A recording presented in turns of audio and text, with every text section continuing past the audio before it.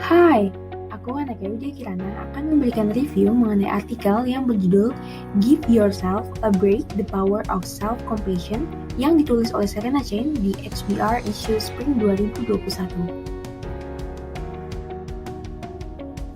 Here we go. Why self-compassion is important? Ketika orang mengalami kemunduran atau kegagalan dalam hidupnya, baik kehidupan pribadi maupun kehidupan pekerjaan, mereka itu cenderung bersikap defensif, mencaci maki diri mereka sendiri atau menyalahkan diri mereka sendiri. Nah, ini merupakan tanggapan-tanggapan yang kurang baik bagi diri kita sendiri.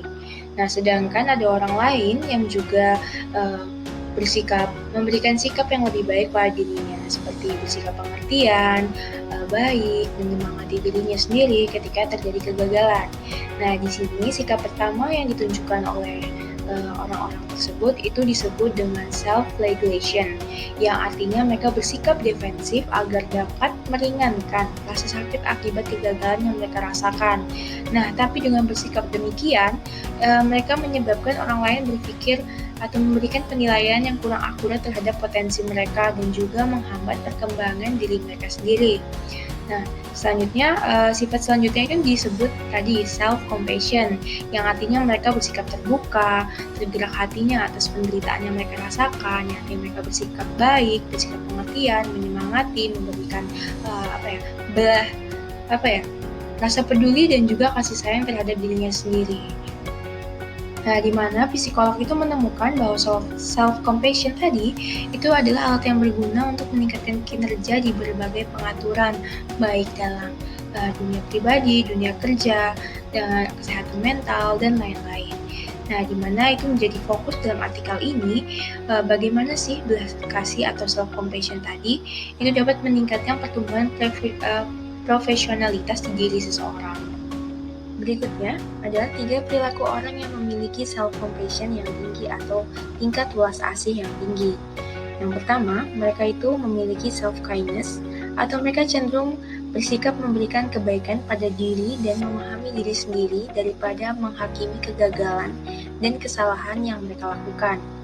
Dan yang kedua, itu adalah common humanity, yang artinya mereka mengakui bahwa kegagalan adalah bagian pengalaman manusia pada umumnya dan memandang bahwa setiap masalah yang mereka alami merupakan bagian dari dinamika kehidupan.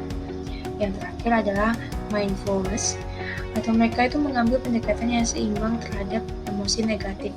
Jadi ketika mereka tersandung atau gagal, mereka akan membiarkan diri mereka itu merasa buruk, tetapi mereka tidak membiarkan emosi negatif itu mengambil alih sehingga mereka tidak akan merespon sebuah atau suatu kegagalan secara berlebihan. Lalu bagaimana ciri-ciri kepribadian dan perilaku yang terkait dengan self-compassion? Yang pertama, orang-orang tersebut memiliki motivasi yang lebih besar untuk memperbaiki dirinya, terlepas dari apapun kegagalan yang mereka alami.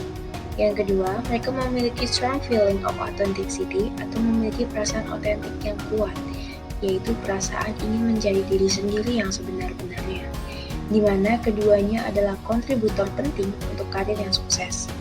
Sifat-sifat ini dapat dipupuk dan ditingkatkan melalui self-compassion.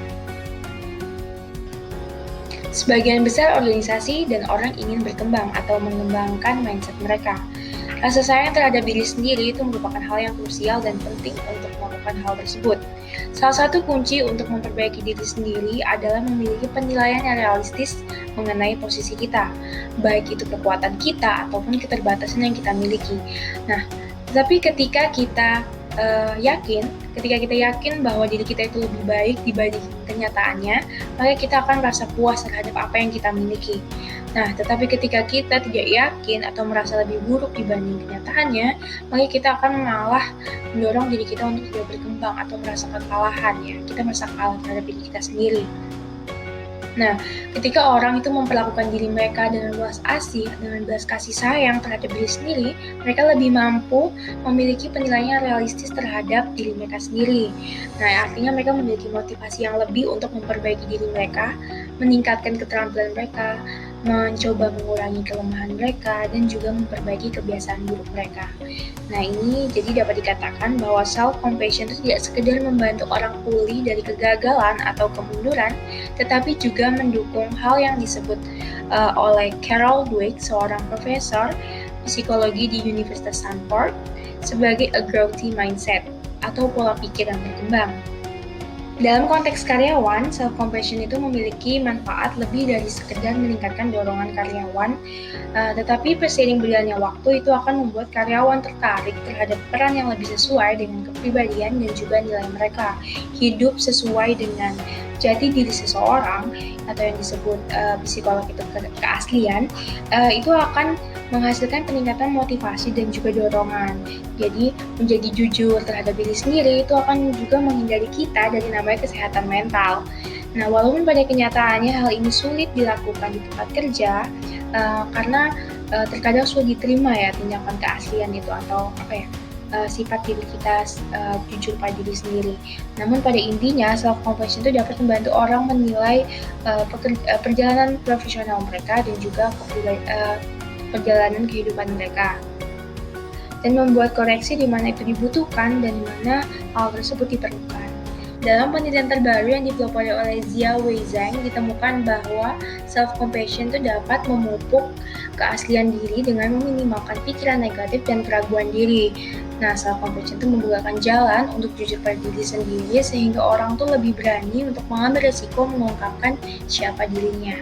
Nah, hal tersebut juga meningkatkan optimisme, kecenderungan orang untuk menjadi otentik terlepas dari potensi resiko yang terlibat nantinya.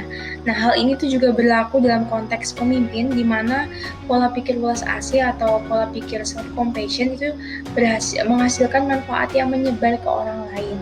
Nah, penelitian ini tuh menunjukkan bahwa ketika pemimpin mengadopsi pola pikir yang berkembang atau a growthy mindset yang artinya mereka percaya terhadap perubahan, nah para pemimpin itu cenderung memperhatikan perubahan yang terjadi di bawahannya, perubahan dalam kinerja bawahannya dan memberikan umpan balik yang berguna bagi bawahannya.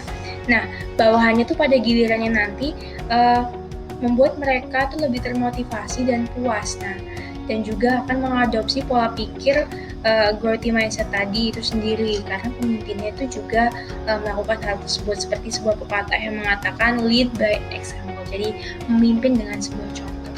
Jadi ketika para pemimpin itu menghadapi kegagalan dan kemunduran, nah ketika mereka menanggapi hal tersebut dengan sikap welas asih, mereka tuh juga mendapat manfaatnya sendiri ya, karena mereka lebih cenderung secara psikologis dan perilaku itu menjadi lebih baik. Artinya mereka mengalami perkembangan karena mereka menggunakan respon itu dengan sikap welas asih atau self compassion tadi. Nah, dan manfaatnya nanti itu akan mengalir juga ke bawahannya. Dan artinya itu dapat menjadi win-win solution baik bagi para pemimpin dan juga orang-orang yang mereka pimpin. Selanjutnya, bagaimana sih cara menemukan self-compassion? Yang pertama, tanyakan pada diri Anda, apakah saya sudah bersikap baik dan memahami diri saya sendiri? Yang kedua, apakah saya sudah mengakui kekurangan dan kegagalan yang saya alami itu sebagai hal yang biasa? Dan yang ketiga, apakah saya dapat menjaga perasaan negatif ketika saya mengalami kegagalan? Jika tidak berhasil, artikel ini menyarankan satu hal lagi, yaitu kalian dapat menuliskan surat kepada diri kalian sendiri sebagai orang ketiga, baik sebagai teman atau sebagai orang yang kalian cintai, seperti itu. Karena terkadang kita itu sudah bisa menjadi teman yang baik bagi orang lain, tetapi tidak bisa menjadi teman yang baik bagi diri kita sendiri. Mengapa isu ini cukup penting untuk dibahas? Karena sudah banyak komunitas bisnis yang pada umumnya telah berusaha secara maksimal untuk menghilangkan stigma terkait kegagalan. Nah, tetapi masih banyak orang itu yang merasa tidak memanfaatkan hal tersebut sebagai pembelajaran atau menebus kegagalan mereka. Jadi mereka merasa lemah dan tidak ingin mengembangkan diri secara lebih baik. Nah, akhirnya selain industri juga terganggu, kehidupan pekerjaan mereka itu juga ikut menjadi kacau. Nah, oleh karenanya self-compassion itu merupakan salah satu keterampilan yang cukup penting dan kalian bisa mengasahnya. Oke, sekian review dari saya. Terima kasih.